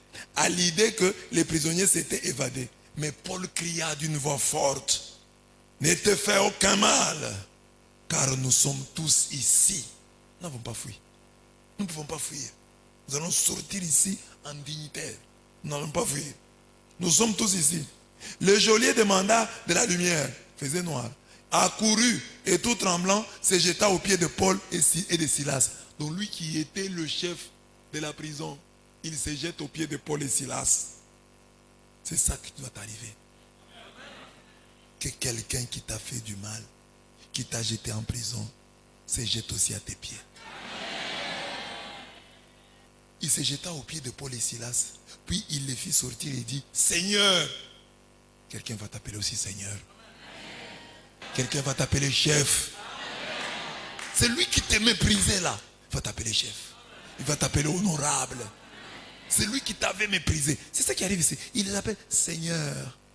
Que me faut-il faire pour être sauvé? Ils répondirent, crois au Seigneur Jésus et tu seras sauvé, toi et les tiens. J'ai déjà prêché sur ça, j'ai dit, mais quand le monsieur pose la question, je ne pense pas qu'il pensait au salut. Lui disait, par rapport à mon travail, parce qu'il ne pensait pas au ciel. Lui, c'était un problème réel. Maintenant, là, les prisonniers sont libérés. Les portes sont ouvertes. Les prisonniers vont partir certainement. Mais moi, je vais faire quoi? À quoi je vais m'en tenir?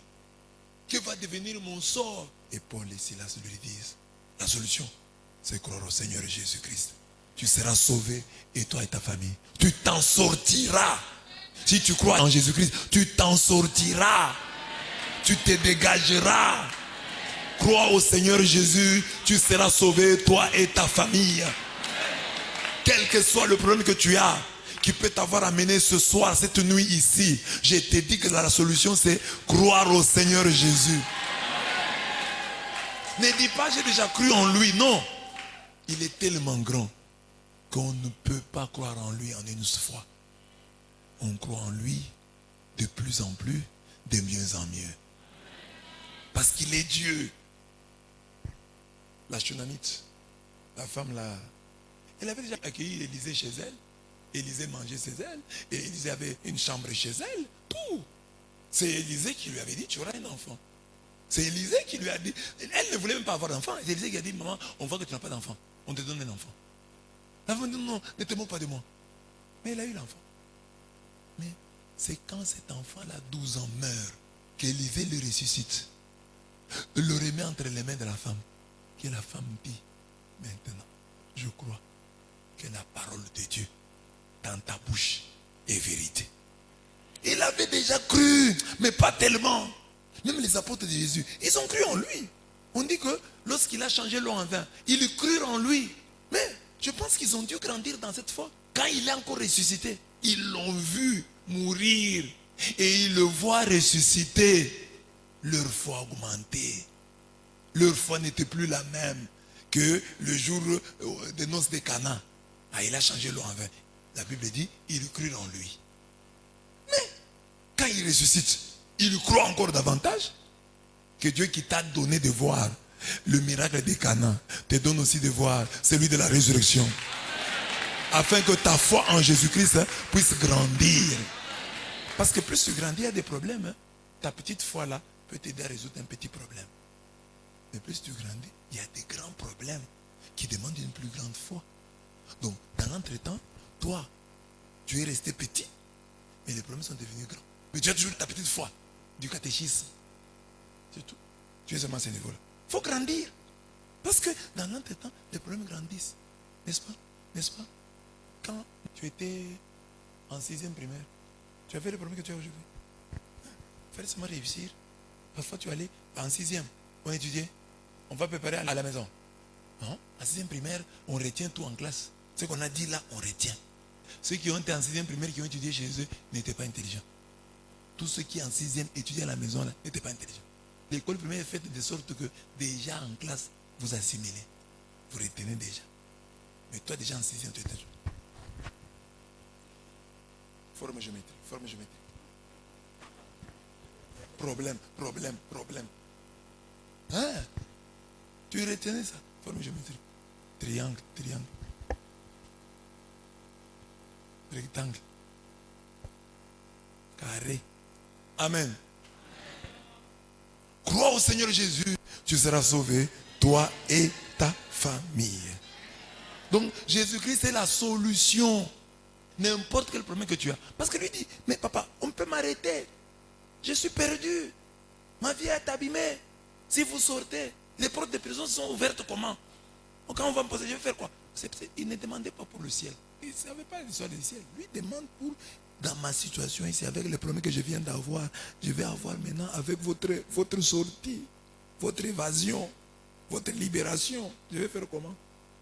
Et ils lui annoncèrent la parole du Seigneur, ainsi qu'à tous ceux qui étaient dans sa maison. Les geôliers les prirent avec lui, à l'heure même, en pleine nuit, lava leurs plaies.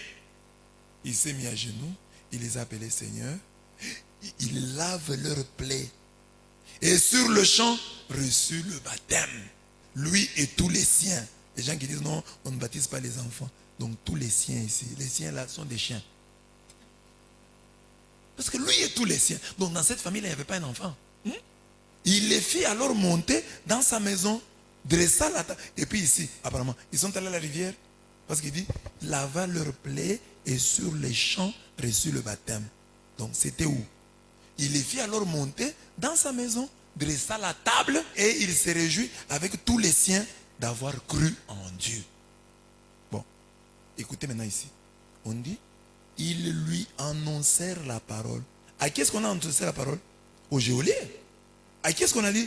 Crois au Seigneur Jésus et tu seras sauvé, toi et ta famille. Mais les gens qui disent, le salut est individuel. Expliquez-nous ça. Ça dit, toi si tu crois, ta famille sera sauvée. Qui écoute la parole? C'est lui qui écoute la parole. Mais toute la famille reçoit le baptême. Au jour de la tombée de nos chaînes, bien-aimés, nous vivrons les retournements des situations. L'après-lien est un temps de révélation. Amen. L'esprit de mort qui attaque les prisonniers attaquera les geôliers. Les geôliers se croyaient libres. Un petit problème le pousse au suicide. Donc, lui qui mettait les gens en prison, mais dès qu'il apprend, oh, il y a eu tremblement, les portes de la prison, il dit, je veux me tuer. Mais c'est Paul et Silas qui étaient en prison, qui pouvaient se donner la mort. Mais Paul et Silas sont en prison, ils louent Dieu. C'est là que tu dois faire la différence, cher chrétien. Quand tu as des problèmes, tu es différent du geôlier qui ne connaissait pas encore Jésus-Christ. Tu connais Jésus-Christ, un petit problème, je vais me suicider. Tu vis avec une fille là te plaque, elle dit non papa c'est fini. Au lieu de te réjouir et de remercier le Seigneur, parce que Jésus a enlevé quelqu'un de ton chemin. Dieu est très intelligent, il a compris que cette fille-là, ce n'était pas la femme de ta destinée. Mais pour une fille, tu veux te donner la mort. On raconte qu'un garçon, il aurait fait. Il y a beaucoup de filles comme ça. Toi, tu ne vas pas? Elles sont ici, elles prient. Tu vois la plupart des filles qui sont ici, c'est ça qu'elles demandent. Et toi, tu vas te donner la mort pour ça? Des filles qui sont capables de quitter la maison de leurs parents, venir la nuit. Elles sont ici à minuit. Elles sont en train de demander le mariage. Une fille comme ça, tu ne vois pas et tu vas te donner la mort. Alors qu'elles sont là, elles ne demandent que ça à Dieu. Toutes celles que vous voyez là, c'est ça qu'elles demandent. C'est ça leur intention principale. Le reste là, c'est subsidiaire, secondaire. Mais d'abord, le mariage. Et toi, tu vas te donner la mort. Oh, je suis habitué à celle-là. Je vous ai toujours dit ici, je vous ai prêché. Ce qu'on appelle amour là, c'est souvent habitude. On ne vous tombe, papa. Oh, j'aime la fille ici. Pour elle, je vais mourir. Papa, elle quitte ta vie. Tu forces un peu, 1 mois, 2 mois, 3 mois, 4, tu l'oublies. Je te dis, ah, je ne peux pas oublier. Ah, elle, je ne peux pas. C'est faux, tu vas oublier. Comment les veufs vivent et les veuves? Tu n'as jamais vu une veuve en bonne santé? Elle a oublié. Ton mari là, c'est le père de ses enfants. Ils ne se sont pas séparés, il est mort. Une raison de plus pour qu'elle reste attachée à lui. Mais le papa meurt, la maman se retrouve. On voit maman avec une joue, une autre. Elle est bien. Elle marche, elle chante même ici. Elle danse aussi comme... Veuve, elle danse. Son mari est mort. On prêche et dit Amen. On dit, vous n'allez pas mourir. Elle dit Amen. Elle devait dire non, je dois mourir pour rejoindre mon mari. On dit, Dieu va vous garder, vous allez vivre longtemps sur la terre. Elle dit Amen. Une veuve. Elle devait dire non, moi je dois mourir pour rejoindre mon mari. Et quand elle voit le mari là, en rêve, elle m'aime appeler. Mais vous savez, je ne sais pas normal. Quoi? Je vois mon mari. Que je fasse quoi? Chasse-le.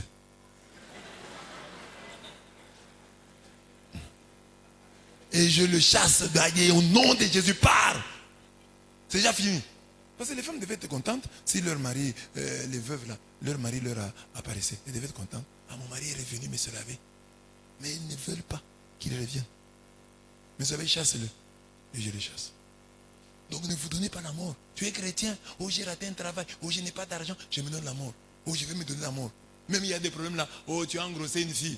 Papa, tu te donnes la mort pour ça? Toi, fille, on t'a engrossé. Dis, on t'engrosse. On va se moquer de toi pendant 2 jours, 3 jours. Après, on va oublier. On va oublier. Et puis quand tu vas mettre l'enfant là, nous allons tous le porter. Donne un peu les bébés. Surtout si tu le soignes seulement. Il est beau. Il est propre. Donne le porter nous tous. Donne les bébés.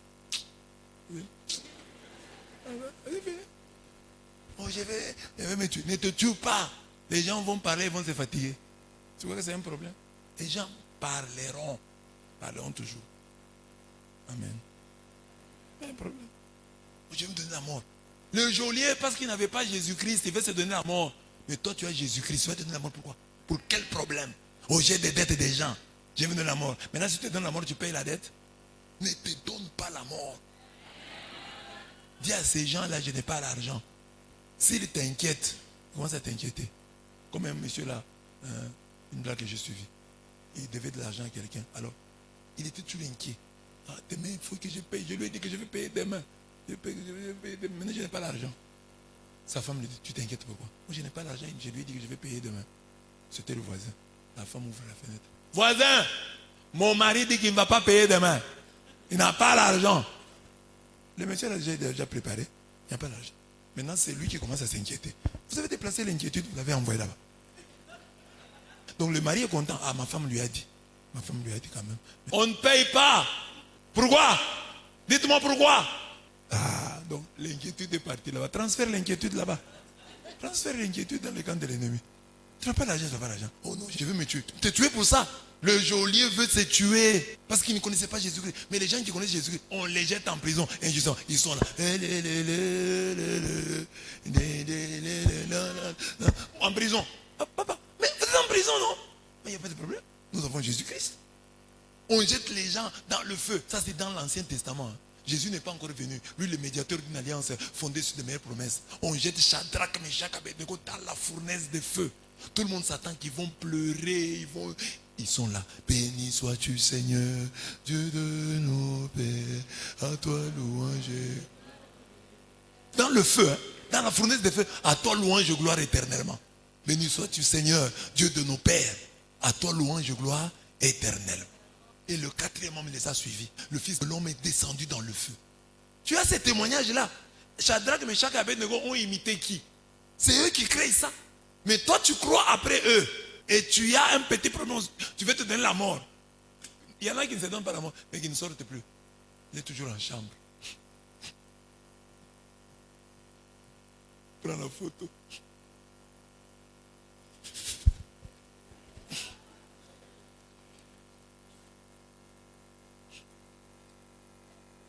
Il va mourir. J'ai vu une chanson des Ivoiriens. Il dit non, quelqu'un laisse, quelqu'un prend. Alors, cette chanson-là, je vois une dame qui écrit le commentaire, elle dit, cette chanson m'a beaucoup aidé. Moi, j'avais un fiancé qui m'a rejeté. J'ai fait, c'est pas 4 jours sans me laver. C'est quand j'ai écouté cette chanson que j'ai eu le courage. Paul et Silas s'arrêtaient injustement, louent Dieu malgré leur chaîne. Le geôlier libre et sans chaîne veut se donner la mort à cause des épreuves de la vie. Cette différence de comportement dans le malheur confirme cette parole. Le malheur atteint souvent le juste, mais l'Éternel l'en délivre toujours.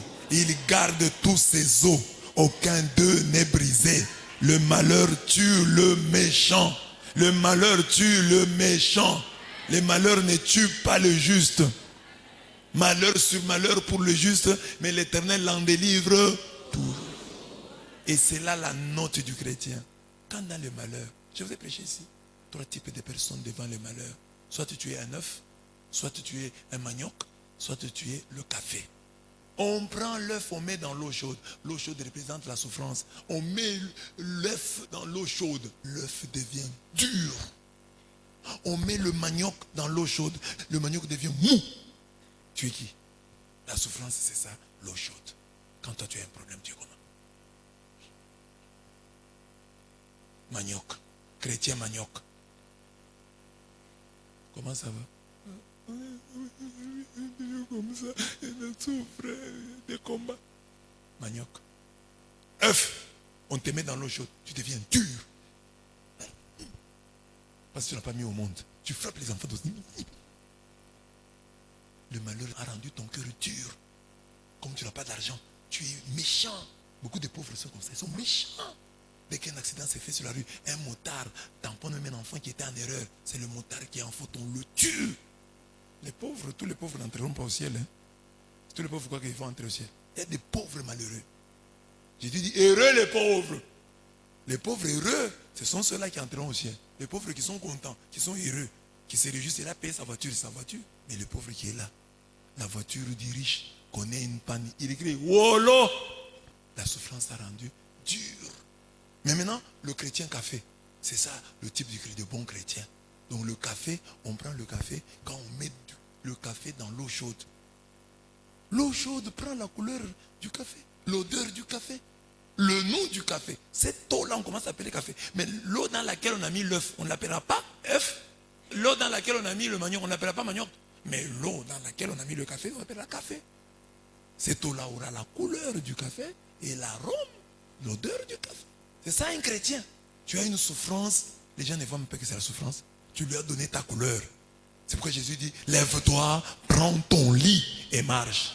C'est pas que le lit te prenne. Toi, tu dois prendre le lit. Et en faire ce que tu veux. Je prends le lit de ma souffrance. C'est moi qui marche avec. C'est pas le lit qui me prend. C'est comme les gens, quand ils tombent malades. Il y a des gens comme ça qui tombent malades. C'est toute la famille qui est malade.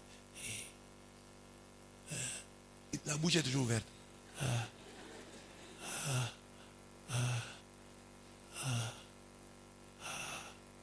Comment ça va? Tu veux quoi?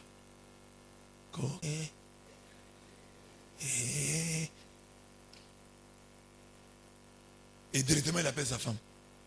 Je suis en train de partir. Restez bien avec les enfants. Qu'on ne t'épouse pas. On ne t'épouse pas.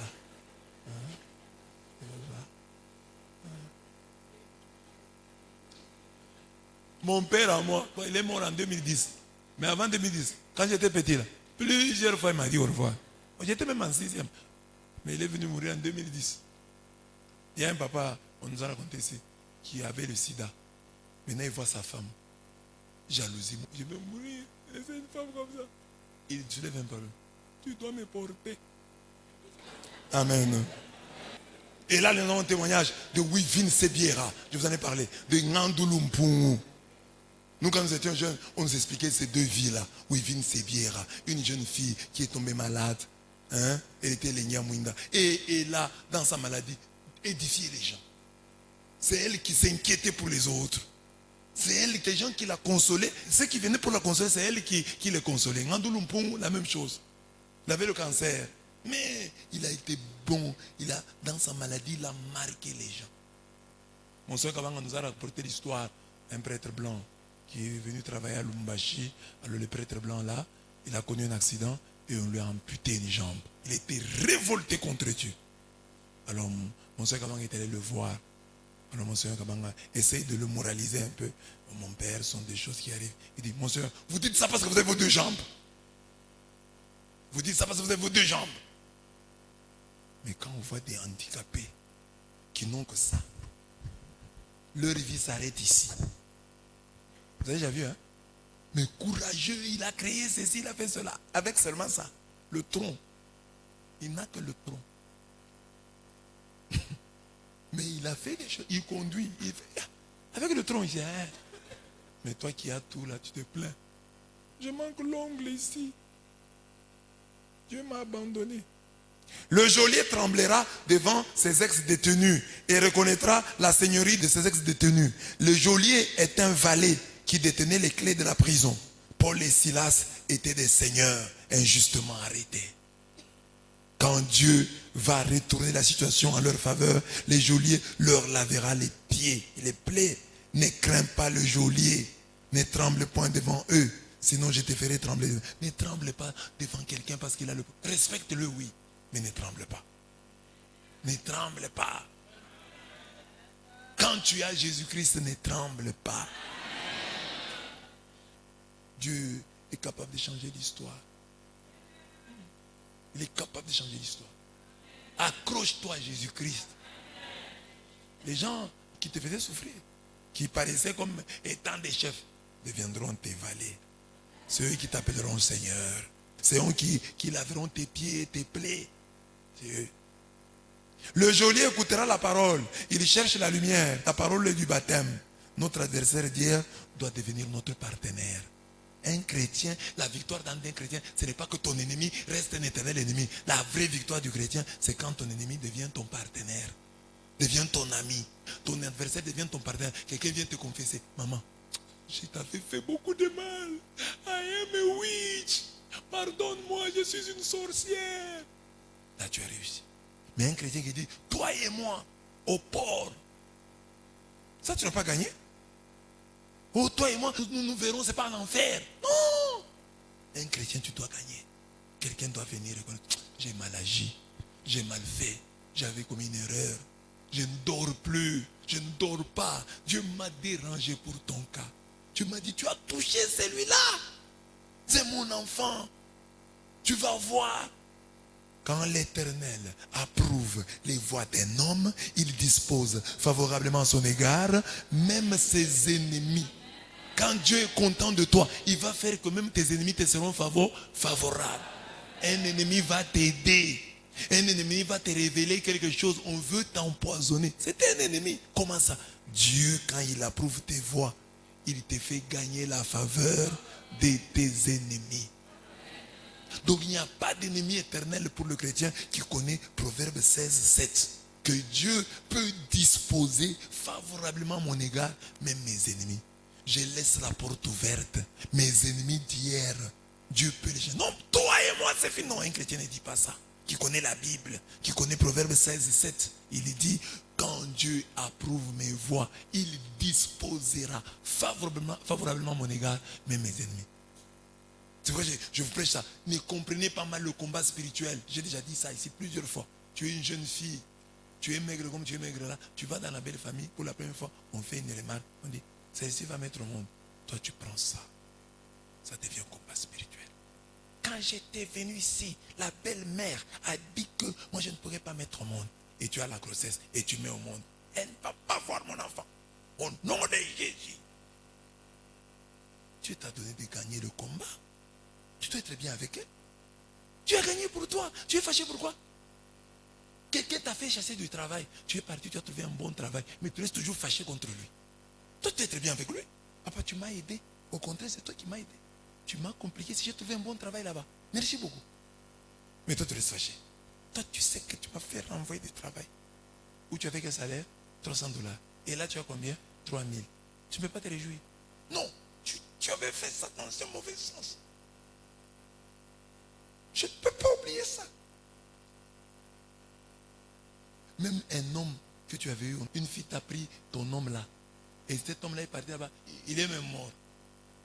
Mais tu restes fâché contre cette fille là qui t'avait pris cet homme là, qui est déjà mort. Tu as envie d'être veuve. Amen.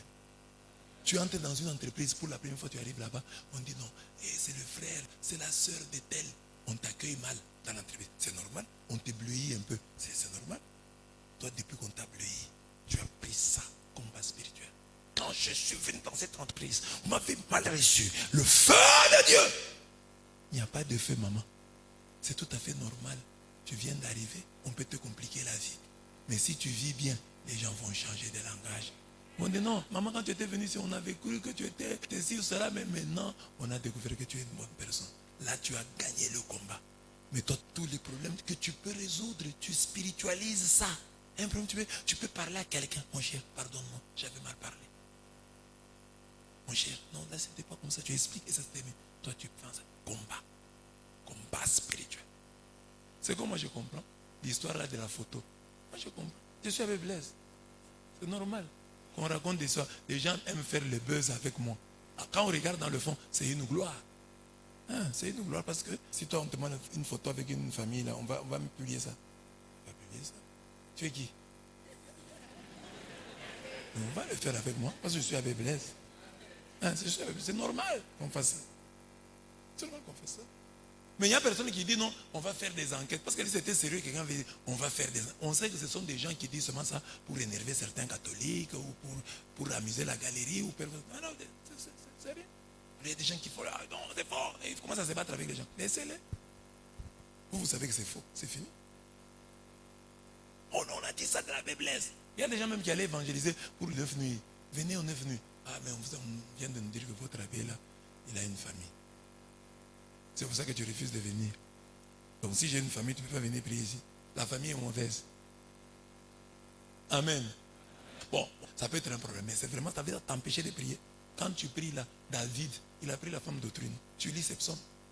Tu lis le psaume de David, et oracle du Seigneur, à mon Seigneur. David a pris la femme d'autrui, a tué le mari d'autrui. Tu lis ses psaumes. Tu pries avec. Abraham a livré sa femme. Noé s'est enivré, s'est déshabillé. Tu dis l'histoire. Noé, un homme de Dieu, bien aimé. Il faut être fort dans la femme de Noé. Noé, c'est encore bien. Samson. Tu prêches sur Samson. Samson qui a livré son secret aux femmes. Et maintenant, tu veux dramatiser pour la faiblesse. La faiblesse, on a vu la photo. En tout cas, on ne peut pas aller à cette maison. Mais tu lis l'histoire de Samson.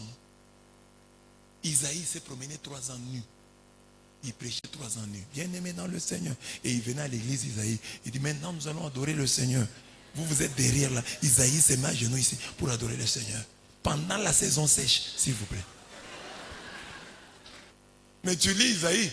Tu lis le verset 2. Isaïe a dit, un homme qui s'est promené 3 ans nu. S'il était ton contemporain, tu croirais en lui? Si Isaïe avait vécu en ton temps, si tu avais vécu en ton temps, tu croirais en Isaïe? Tu allais dire c'est un fou. Mais aujourd'hui tu lis Isaïe. Bien aimé dans le Seigneur. Le prophète Isaïe. Un homme, un puissant homme de Dieu. Isaïe, bien aimé. Tout ça c'est pour Isaïe. Tu bouges même comme ça, tu transpires. 3 ans, pas 3 mois. Pas 3 ans nu. Il a une femme et des enfants. Quand il rentre du travail prophétique, là, il rentre comme ça, les enfants disent Papa Yambi, Papa Yambi, Yambi. C'est dans la Bible, Isaïe 20. Lisez Isaïe 20, les premiers versets là. Vous allez trouver que Dieu a dit à Isaïe de se promener 3 ans nu et pieds nus. C'est un homme de Dieu. Alors toi, tu vas te scandaliser pour ça. Abraham, le père des croyants, là, il a menti 2 fois. Et il ment sur quoi? Sur sa femme. Il dit, tu es ma sœur. Bon, c'était vrai chez eux, mais il dit quand même, il livre sa femme. Ma femme, c'est ma sœur. Abimelech prend, viens. Et il va avec Sarah en chambre. Il arrive là en chambre. C'est Dieu qui intervient. Parce qu'on n'y a pas la force. Et c'est ce qu'il est sa femme d'autrui. Mais Abraham l'avait déjà livré, le père des croyants. Et puis quand il termine comme ça, Dieu dit à Abimelech, va chez Abraham, c'est mon prophète, il va prier pour toi. Ah, quelqu'un qui m'a trompé. Mets-toi à genoux. Seigneur, cet homme voulait prendre ma femme, mais tu l'as empêché à la dernière minute. Parce que quand il a pris Sarah là, il est devenu lui-même impuissant. Et tous ses ouvriers, les ouvriers ont fait quoi? Dieu a frappé toute la famille d'Abimelech d'impuissance. Tout le monde est devenu impuissant là-bas. Pour Sarah. ils ont fait quoi? C'est Abraham qui a livré.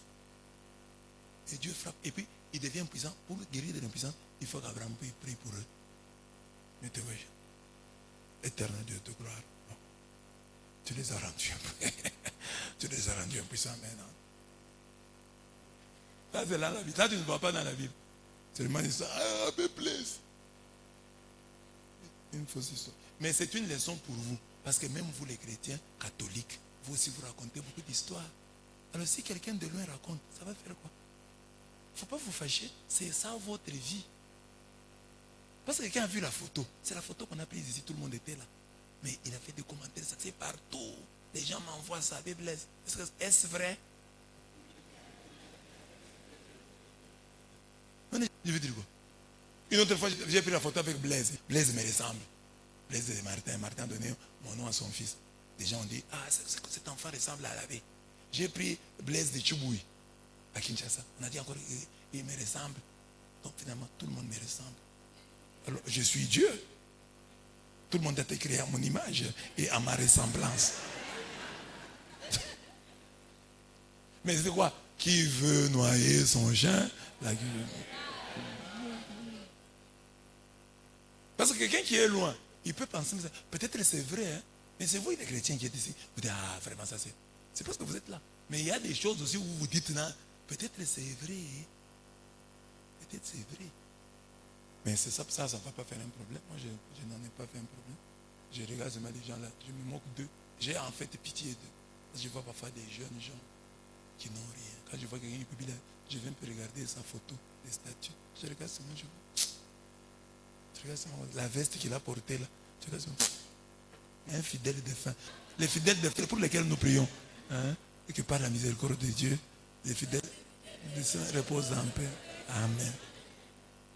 Tu regardes, tu as pitié de la personne. C'est cette fille qui raconte ça. Et puis quelqu'un qui écrit ça dans un mauvais français, déjà il a des problèmes. Bon, excusez-moi, bon. Au lieu de te fâcher, ça te donne de la pitié. Tu dis, bon, c'est comme ça qu'ils sont. Le geôlier n'ira pas en prison, mais fêtera sa délivrance. Pour que la louange soit totale et surnaturelle, la tombée de nos chaînes doit changer nos bourreaux d'hier. Le fer s'aiguise par le fer, l'homme s'affine en face de son prochain. Ah, mes bien-aimés, c'est ça l'objectif. Hein? L'adoration, c'est ça. Que nous ne soyons pas seuls à adorer. Que nous puissions adorer Dieu avec ceux qui l'ont combattu autrefois.